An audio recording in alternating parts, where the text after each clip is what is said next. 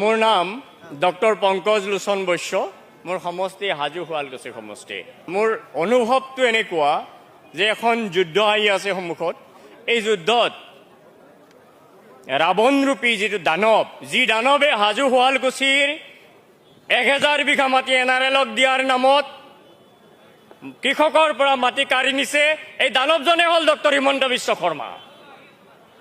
আৰু শুৱালকুছিৰ golden thread, সোণালী সূতাৰ পাট মুগাৰ এই শিল্প ধ্বংস কৰি দিয়া মানুহটো ডক্টৰ হিমন্ত বিশ্ব শৰ্মা। ৰৌমাৰীৰ 500 বিঘা মাটি বনিয়াক দিয়া মানুহটো ডক্টৰ হিমন্ত বিশ্ব শৰ্মা। গোটেই জালুকবাৰী সমষ্টিৰ মাটি নামে বেনামে তেওঁৰ আৰু ঘনীয়েকৰ নামত দিয়া মানুহটো ডক্টৰ হিমন্ত বিশ্ব শৰ্মা। হিমন্ত বিশ্ব শৰ্মা এটা অশুভ পৰম্পৰাৰ এটা চিম্বল। এই চিম্বলটোৰ এগেইনষ্টে এইবাৰ এখন যুদ্ধ হ'ব আৰু এই যুদ্ধত জনসাধাৰণে এইবাৰ ভোট দিব। যিজন হিমন্ত বিশ্ব শৰ্মাই জনসাধাৰণক বুঢ়া আঙুলি দেখুৱাই, সেই বুঢ়া আঙুলি এইবাৰ ঘূৰি আহিব হিমন্ত বিশ্বৰ মুখলৈ হাজো জালুকবাৰী সমষ্টিৰ লগতে সমগ্ৰ অসমৰ ৰাজনৈতিক প্ৰেক্ষাপটত। হিমন্ত বিশ্ব শৰ্মাই যিজন ড্ৰাইভাৰ, সেই ড্ৰাইভাৰজনেই মিয়া। হিমন্ত বিশ্ব শৰ্মাই যিকেইজনক ঠিকা দিয়ে তেওঁলোকৰ মেক্সিমামেই মিয়া। হিমন্ত বিশ্ব শৰ্মাই মিয়াৰ ঘৰত বাগৰি বাগৰি জালুকবাৰী সমষ্টিত এখন মিয়া গাঁও আছে, তাতে ভোট বিচাৰিবলৈ হিমন্ত বিশ্বই হেলিকপ্টাৰ লৈ যায়। চেলেঞ্জ কৰিছোঁ মই ডক্টৰ হিমন্ত বিশ্ব শৰ্মাক। মই হাজো জালুকবাৰীৰ লোকেল কেণ্ডিডেট আৰু হিমন্ত আছিল ঘগ্ৰাপাৰাৰ নলবাৰীৰ। তেওঁ সেই মিয়াৰ ভোটৰ কাৰণে তেওঁ হেলিকপ্টাৰ লৈ যায়।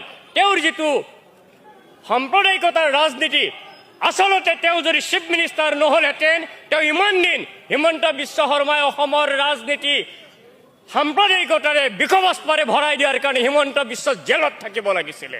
তেওঁ আইনক নিজৰ কুক্ষিগত কৰি ৰাখি হিমন্ত বিশ্ব শৰ্মাই লৰ সুৰুঙাৰে বাচি আছে। আৰু এটা ডাঙৰ কথা, যাৰ ওপৰত এটা হত্যাৰ গোচৰ থাকে, হত্যাৰ গোচৰ থকা সেই কেছ ডায়েৰী কেনেকৈ নাই হৈ যায়।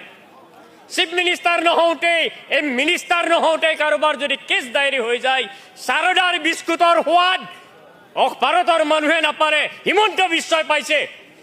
তেওঁৰ যদি অনেষ্টি আছে, তেওঁৰ সততাৰে দেখাওক যে তেওঁ যিটো ৰাজনীতি কৰি আছে 10 বছৰ আগৰ, 15 বছৰৰ আগত মুছলমানৰ সম্পৰ্কত কোৱা আৰু আজি কোৱা, তেওঁৰ জিভাত লেকামেই নাই।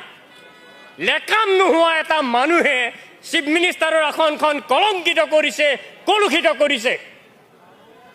সেইজন মানুহৰ মিয়া হিন্দু মুছলমান একেকাৰ কৰি পেলাইছে। হিমন্ত বিশ্ব শৰ্মাই আটাইতকৈ বেছি উচ্ছেদ কৰিছে জনগোষ্ঠীক, জনজাতীয় মানুহক মিয়াতকৈ বেছি। 6 জনগোষ্ঠীক তেওঁ জনজাতিকৰণ দিম বুলি ললিপপ দেখাই দেখাই ঠগি ঠগি বুঢ়া আঙুলি দেখুৱাই আছে। আৰু তেওঁ বুঢ়া আঙুলি দেখুৱাতে তেওঁৰ চৰিত্ৰই। এইবাৰ এখন আমি যুঁজ আৰম্ভ কৰিছোঁ। এবাৰ কংগ্ৰেছ চৰকাৰে গঠন কৰিব পাৰিব উমৈহতীয়াভাৱে বিৰোধী দলক লৈ। আৰু হাজো শুৱালকুছিত 50,000 ভোটৰ ব্যৱধানত কংগ্ৰেছ জিকিব। কিন্তু তাত এটা পূৰ্ব চৰ্ত আছে, এইটো দলে চিন্তা কৰিব। আজিৰ তাৰিখলৈকে হাজো শুৱালকুছিত যিমানবিলাক বাহিৰৰ পৰা কেণ্ডিডেট আনি দিছে তেওঁলোক হাৰিছে। উদাহৰণ, কিৰিপ চলিহা এজন, তেওঁ নেশ্যনেল ফিগাৰ আছিলে। আব্দুল মজিদ এজন, নগেন পাঠক এজন সেৱা দলৰ চিফ আছিলে। গতিকে হাজোৰ সম্পৰ্কত, কেণ্ডিডেট দিয়াৰ সম্পৰ্কত দলে, মই টিকট দিলে আপোনালোকে আজি লিখি থওক, মোক ইলেকশ্যনৰ ৰিজাল্টৰ পিছত ক'ব, 50,000 ভোটৰ ব্যৱধানত মই লিড লৈ জিকিম।